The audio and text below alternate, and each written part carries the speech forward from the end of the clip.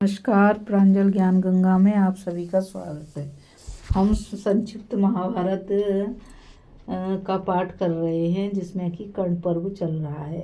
कल हमने कथा में अर्जुन के द्वारा संसप्तकों का तथा अश्वत्थामा के हाथ से राजा पांडे का वध की कथा को पढ़ा था।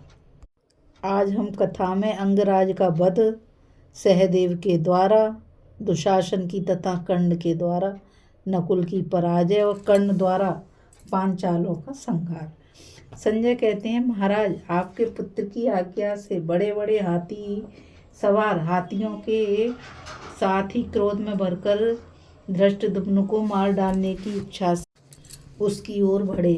पूर्व और दक्षिण देश के रहने वाले गज युद्ध में कुशल जो प्रधान वीर थे, वे सभी उपस्थित थे।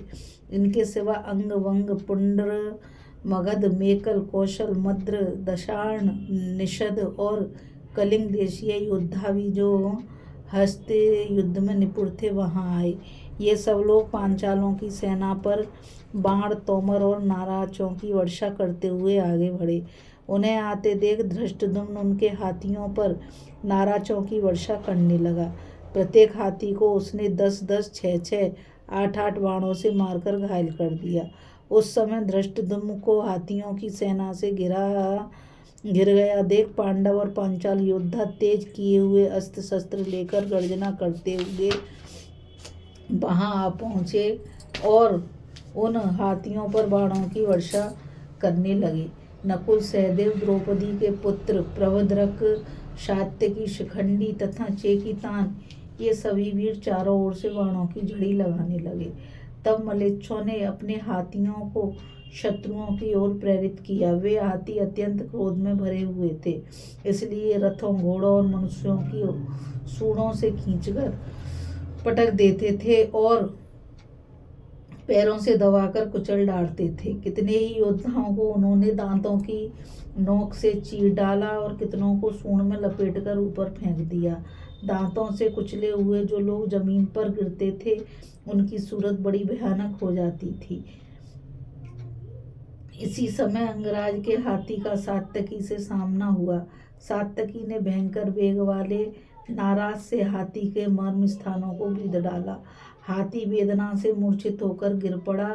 अंगराज उसकी ओट में अपने शरीर को छिपाए बैठा था। अब वह हाथी से कूदना ही चाहता था कि सात्यकी ने उसकी छाती पर भी नाराज से प्रहार किया। चोट को न संभाल सकने के कारण वह भी पृथ्वी पर गिर पड़ा। इसके बाद नकुल ने यमदंड के समान 3 नाराज हाथ में लिए और उनके प्रहार से अंगराज को पीड़ित करके फिर 100 बाणों से उसके हाथी को भी घायल किया। तब अंगराज ने नकुल पर 108 तोमरों का प्रहार किया, किंतु उसने प्रत्येक तोमर के 3-3 टुकड़े कर डाले और एक अर्धचंद्राकार बाण मारकर उसके मस्तिष्क को भी काट लिया। फिर तो वह मलेच्छराज हाथी के साथ ही भूमि पर गिर पड़ा। इस प्रकार अंगदेशीय राजकुमार के मारे जाने पर वहां के महावत क्रोध में भर गए और हाथियों सहित नकुल पर चढ़ाए। उनके साथ ही मेकल, उत्कल, कलिंग, निषद तथा ताम्रलिप्त आदि देशों के योद्धा भी नकुल को मार डालने की इच्छा से उस पर बाणों और तोमरों की वर्षा करने लगे। उन सबके अस्त्रों की बौछार से नकुल को ढक गया देख पांडव, पांचाल और सौमक क्षत्रिय बड़े क्रोध में भरकर वहां आ पहुंचे। फिर तो पांडव पक्ष के रथी वीरों का उन हाथियों के साथ घोर युद्ध होने लगा। उन्होंने बाणों की झड़ी लगा दी और हजारों तोमरों का वार किया। उनकी मार से हाथियों के कुंभ स्थल फूट गए, मर्म स्थानों में घाव हो गया, दांत टूट गए और उनकी सारी सजावट बिगड़ गई। उनमें से 8 बड़े गजराजों को सहदेव ने 64 बाण मारे, जिनकी चोट से पीड़ित हो वे हाथी अपने सवारों सहित गिरकर मर गए। महाराज, सहदेव जब क्रोध में भरकर आपकी सेना को भस्मसात कर रहा था, उसी समय दुशासन उसके मुकाबले में आ गया। आते ही उसने सहदेव की छाती में 3 बाण मारे। तब सहदेव ने 70 नाराजों से दुशासन को तथा 3 से उसके सारथी को बीध डाला। यह देख दुशासन ने सहदेव का धनुष काटकर उसकी छाती और भुजाओं में 73 बाण मारे। अब तो सहदेव के क्रोध की सीमा न रही। उसने बड़ी फुर्ती से दुशासन के रथ पर तलवार का वार किया। वह तलवार प्रत्यंचा सहित उसके धनुष को काटकर जमीन पर गिर पड़ी। फिर सहदेव ने दूसरा धनुष लेकर दुशासन पर प्राणांतकारी बाण छोड़ा, किंतु उसने तीखी धार वाली तलवार से उसके 2 टुकड़े कर डाले और सहदेव को घायल करके उसके सारथी को भी 9 बाण मारे। इससे सहदेव का क्रोध बहुत बढ़ गया और उसने काल के समान विकराल बाण हाथ में लेकर उसे आपके पुत्र पर चला दिया। वह बाण दुशासन का कवच छेद कर शरीर को विदीर्ण करता हुआ जमीन में घुस गया। इससे आपका पुत्र बेहोश हो गया। यह देख सारथी तीखे बाणों की मार सहता हुआ अपने रथ को रणभूमि से दूर हटा ले गया। इस प्रकार दुशासन को परास्त करके सहदेव ने दुर्योधन की सेना पर दृष्टि डाली और उसका सब ओर से संहार आरंभ कर दिया। दूसरी ओर नकुल भी कौरव सेना को पीछे भगा रहा था। यह देख कर्ण क्रोध में भरा हुआ वहां आया और नकुल को रोककर सामना करने लगा। उसने नकुल का धनुष काटकर उसे 30 बाणों से घायल किया। तब नकुल ने भी दूसरा धनुष लेकर कर्ण को 70 और उसके सारथी को 3 बाण मारे। फिर एक क्षिप्र से कर्ण के धनुष को काटकर उस पर 300 बाणों का प्रहार किया। नकुल के द्वारा कर्ण को इस तरह पीड़ित होते देख सभी रथियों को बड़ा आश्चर्य हुआ। देवता भी अत्यंत विस्मित हो गए। तदंतर कर्ण ने दूसरा धनुष उठाया और नकुल के गले की हंसली पर 5 बाण मारे। तब नकुल ने भी 7 बाणों से कर्ण को बीधकर उसके धनुष का एक किनारा काट दिया। कर्ण ने पुनः दूसरा धनुष लिया और नकुल के चारों ओर की दिशाएं बाणों से आच्छादित कर दी, किंतु महारथी नकुल ने कर्ण के छोड़े हुए उन सभी बाणों को काट डाला। उस समय सहायक समूह से भरा हुआ आकाश ऐसा जान पड़ता था मानो उसमें टिड्डियां छा रही हों। उन दोनों के बाणों से आकाश का मार्ग रुक गया। अंतरिक्ष की कोई भी वस्तु उस समय जमीन पर नहीं पड़ती थी। उन दोनों महारथियों के दिव्य बाणों से जब दोनों ओर की सेनाएं नष्ट होने लगी तो सभी योद्धा उनके बाणों के गिरने के स्थान से दूर हट गए और दर्शकों की भांति खड़े होकर तमाशा देखने लगे। जब सब लोग वहां से दूर हो गए तो वे दोनों महारथी परस्पर बाणों की बौछार से एक दूसरे को चोट पहुंचाने लगे। कर्ण ने हंसते हंसते उस युद्ध में बाणों का जाल सा फैला दिया। उसने सैकड़ों और हजारों बाणों का प्रहार किया। जैसे बादलों की घटा घिर आने पर उसकी छाया से अंधकार सा हो जाता है, वैसे ही कर्ण के बाणों से अंधेरा सा छा गया।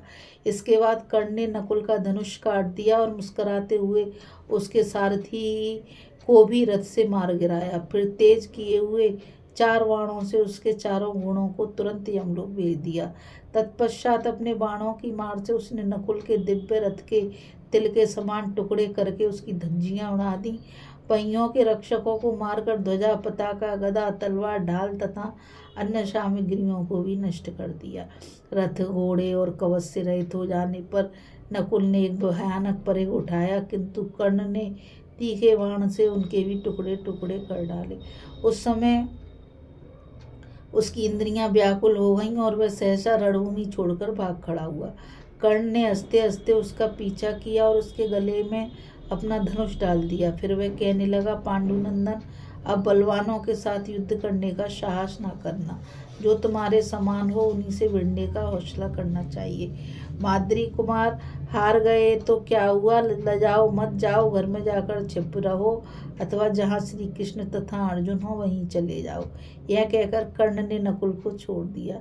यद्यपि उस समय कर्ण के लिए नकुल को मारना सहज था, तो भी कुंती को दिए हुए वचन को याद करके उसने उसे जीवित ही छोड़ दिया, क्योंकि कर्ण धर्म का ज्ञाता था। नकुल को इस पराजय से बड़ा दुख हुआ। वह उच्छ्वास लेता हुआ अत्यंत संकोच के साथ जाकर युधिष्ठिर के रथ पर बैठ गया।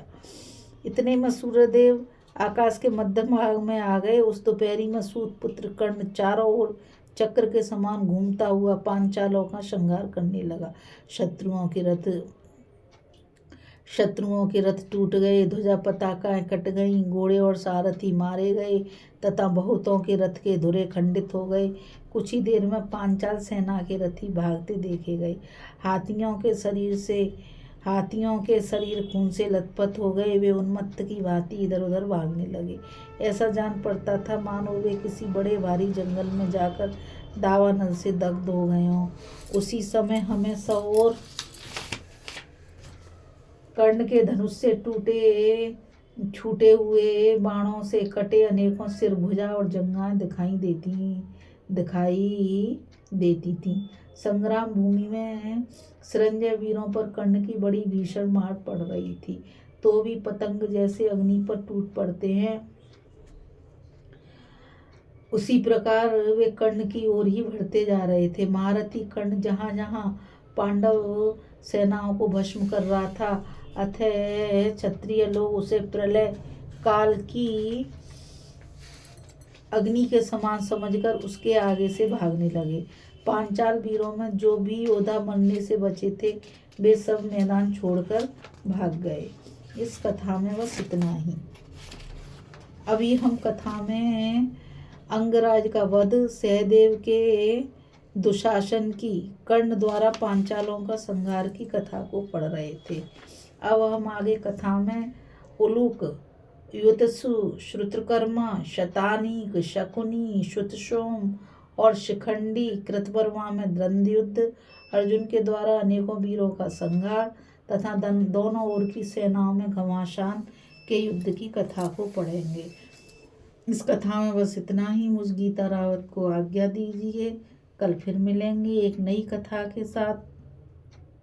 और मैं आप सभी से यही कहना चाहूँगी कि इस चैनल को ज़्यादा से ज़्यादा लाइक, शेयर और सब्सक्राइब कीजिए, ताकि यह अमूल्य ज्ञान अधिक से अधिक लोगों तक पहुँच सके।